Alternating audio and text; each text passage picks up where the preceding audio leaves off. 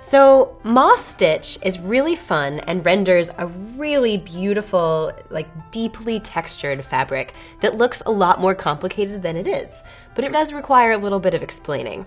So essentially, what we're doing is knit one, purl one, knit one, purl one all the way across. And we're gonna be doing it for 2 rows high this time instead of 1 like regular seed stitch. So if you've ever worked seed stitch, you know that you switch your pattern every single row. And in moss stitch, it's sort of like a double high seed stitch.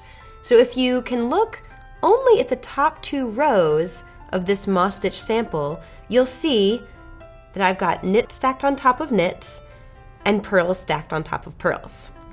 So if you can just see the very top portion, you'll see what looks like 1 by 1 ribbing. However, after those 2 rows have been achieved, we're going to switch the pattern, just like in seed stitch, to begin our checkerboard. So here I have a knit on top of a knit, which means it's time to switch the pattern. I'm going to be purling now on top of those knits and knitting on top of those purls. So I'm going to work knit 1, purl 1 across this row, remembering to switch my yarn every single time. So what I'm doing is I'm knitting and moving the yarn, purling and moving the yarn. I'm going fast, just so we can get to the end of the row. So what I'm doing right now is I'm breaking the pattern that I had established previously on the last 2 rows, but we're setting up the new pattern for this row and the one to come after it.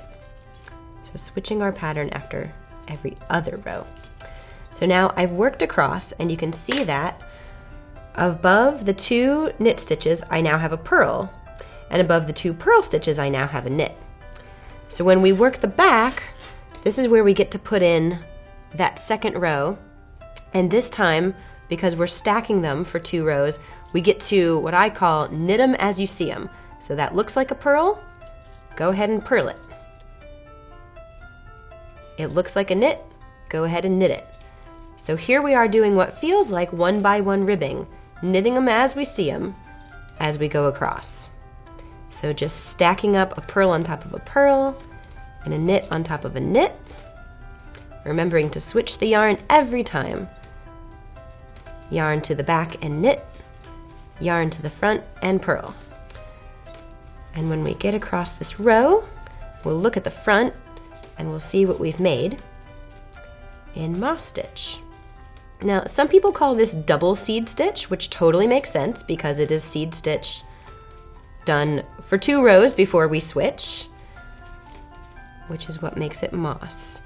So here we go, our new 2 rows, a front row and a back row of stacking knits on top of knits and purls on top of purls.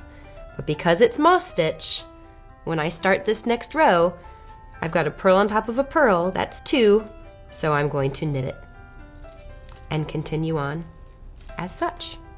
So that is the wonderful moss stitch, which gives you a really nice deep texture, and you only have to pay attention every other row.